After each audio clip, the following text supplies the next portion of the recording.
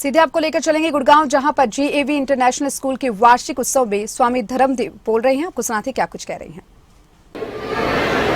Live location बता रही है कि वो रेवाड़ी के आसपास अब आ चुके हैं। 20-25 मिनट में आने वाले हैं।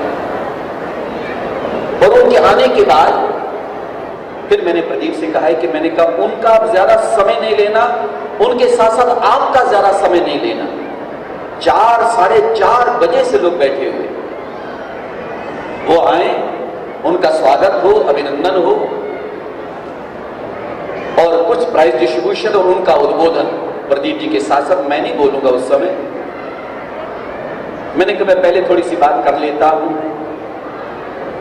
नाइंसाफी मैंने अपने साथ खुद की है। 1 मिनट बताइए तो आप। 13 फरवरी को मेरा अनुष्ठान पूरा हुआ। सबको पता है 1 महीना गुफा में रहता हूं, 20 साल पूरे हुए इस बार। ये 20वां कल्पवास था। भगवान की बहुत कृपा है, मेरे गुरुजनों का बहुत आशीर्वाद, चाहने वालों का स्नेह, मैं उसका वर्णन कर नहीं सकता। सारे भारत के कोने कोने में जाता हूं, समुद्र पार भी जाता हूं, मेरी आवाज को जो लोग सुनते हैं सब जानते हैं कि स्वामी धर्मदेव का बोलना वो किस तरह का रहता है। और आज उनको भी आश्चर्य ना हो, इसलिए मैं थोड़ा सा खुलासा आधा मिनट करके तो थोड़ी सी बात करना चाहता हूं। अनुष्ठान पूरा हो गया 13 तारीख को। 14 तारीख को साहब मेरे पर लग गए और मैं निकल गया। नैनीताल के पास कार्यक्रम था, 14-15 को हरिद्वार था। आते हुए परिस्थिति ऐसी बनी, मुझे नहीं पता था कि 25, 26, 27 साल के बाद शरीर में ऐसा फीवर आया। प्रवाह मैंने की नहीं। 16 तारीख को जब आके सवेरे चेक कराया, 15 तारीख को अभिषेक को मैंने रात को कह दिया रास्ते में हरिद्वार से आते हुए। मैंने कहा भैया कहीं रुक जाओ, मेरे से सफर नहीं हो पा रहा। आज पहली बार ऐसा हो रहा है। खैर आया पटौदी, 16 को चेक हुआ, डेंगू की रिपोर्ट आई, पॉजिटिव आया। अपना हॉस्पिटल है साहब, इन्होंने दवा दी, दवाइयां, और मुझे लगा कि लो साहब फिर फिट हो गया, बुखार उतर गया। 17 तारीख को मैंने फिर उड़ान भरी। 18 तारीख को फिर नैनीताल के पास वहां 41 बेटियों की शादी थी, वहां जा पहुंचा था। संबोधन भी हुआ, उद्बोधन भी हुआ, लेकिन बुखार ने भी कहा कि बच्चा तेरे को अब रगड़ूंगा अच्छी तरह से। और जो मुझे 1 हफ्ते तक रगड़ा इस बुखार, मैं कल बेड से उठा हूं। इसलिए मैंने प्रदीप से कहा कि मैं नहीं मंच पर ज्यादा आ पाऊंगा, ना उस तरह से उस प्रवाह में बोल पाऊंगा जैसे मैं बोला करता। लेकिन अब कल से फिर मैं निकलूंगा, अब ठीक हूं, अब फिट हो गया हूं। लेकिन आज आश्रम परिसर में ये 2 काम एक साथ, मेरे आराध्य मेरे परम गुरुदेव की जयंती महोत्सव और साथ में जो उनके जीवन का संकल्प था। मेरे आराध्य मेरे परम गुरुदेव उनके जीवन का लक्ष्य था, जिसको उन्होंने आज से 104 वर्ष पूर्व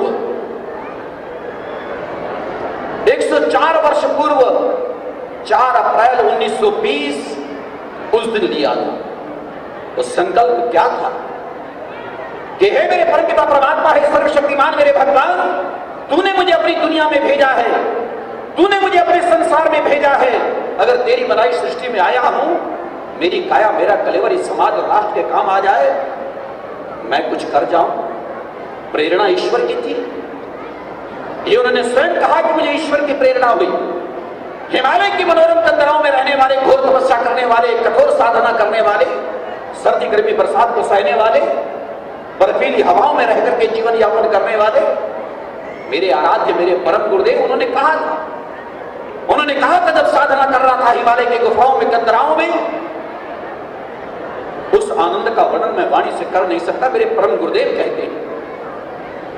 लेकिन ईश्वरीय प्रेरणा ये थी, ये अमर, हे अमर, 6 फुट के तेरी काया कलेवर, क्योंकि 6 फुट का उनका शरीर था। एक सिख परिवार का जन्म था, बलिष्ठ काठी थी, मजबूत जीवन, बुलंद इरादे, मनोबल कहीं कमजोर हो ही नहीं सकता था ऐसे महान तपस्वी का। तो उन्होंने कहा कि ईश्वर ने कहा अमर, अगर हिमालय में बैठा रहेगा तेरा कल्याण तो हो जाएगा, निश्चित रूप से होगा।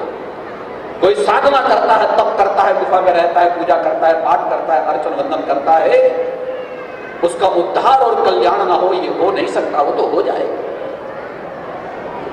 लेकिन तेरे जीवन की सबसे बड़ी सार्थकता और मेरी सबसे बड़ी खुशी, ये मेरे परमात्मा ने कहा उनसे, वो ये होगी कि मेरे बनाए दुनिया में जो बंदे हैं उनके लिए काम है, उनके लिए कुछ कर कमा, कुछ कर गुजर, जाओ हिमालय को छोड़ो, इस तप साधना को, गुफा को त्यागो और पश्चिमी पंजाब में अविभाजित भारत, विभाजन 1947 में हुआ,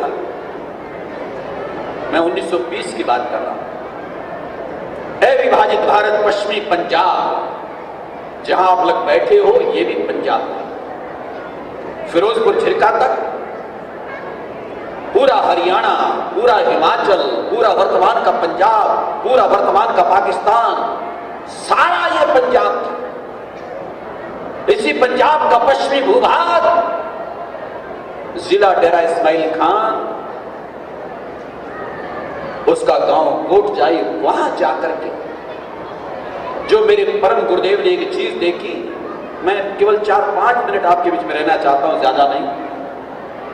महाराज जी के बारे में बोलूं या किसी भी विषय पर बोलूं, स्वामी धर्मदेव सबको पता है कि घंटों बात करता हूं, कर सकता हूं। थोड़ी देर में महामहिम आने वाले हैं, उनसे पहले भी एक आध कार्यक्रम ये दिखा देंगे और मैं बीच में ज्यादा ना रुकूं, लेकिन 5-4 मिनट आपके लूं। मेरे श्री गुरुदेव ने देखा क्या, 1920 में पश्चिमी पंजाब में भ्रमण करते हुए पूजा हो रही है एक जगह,